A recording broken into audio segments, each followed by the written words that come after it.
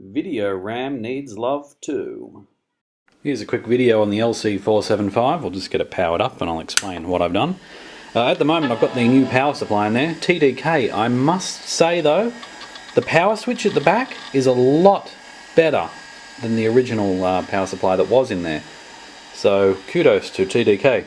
Now what I've done is I've installed two, I found in I was sorting through a giant pile of 72 pin RAM and came across a 68 pin video RAM chip which belongs to an LC.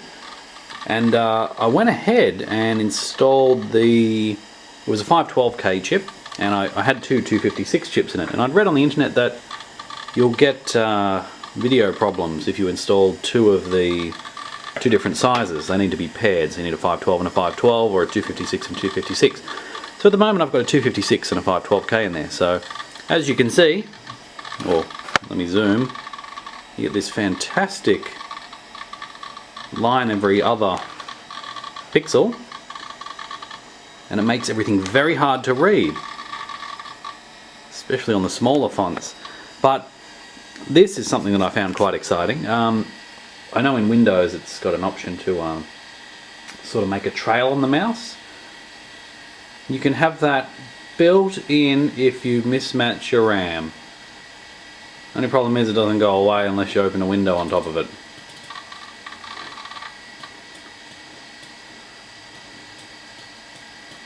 So there you have it.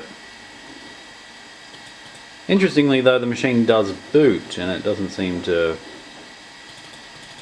die immediately, so we'll try opening, say, Maniac. See what happens. Anything can happen in the next half hour.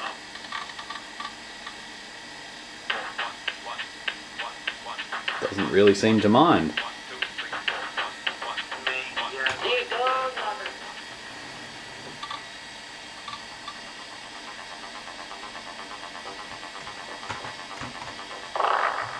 It ain't there.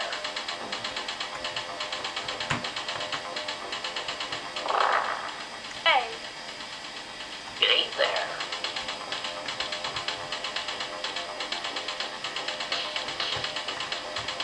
Come get me, red guy.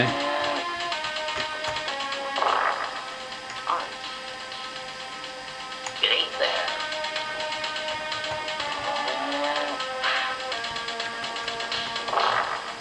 It ain't there.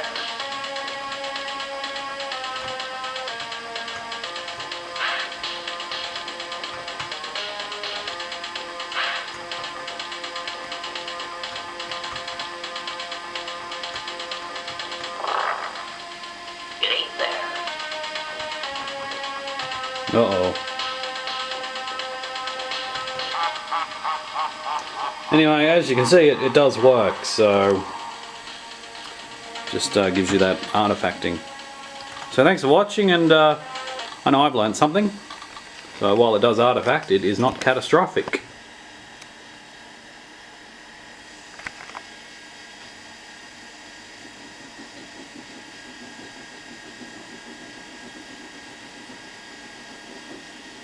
RetroJunkie.net for more.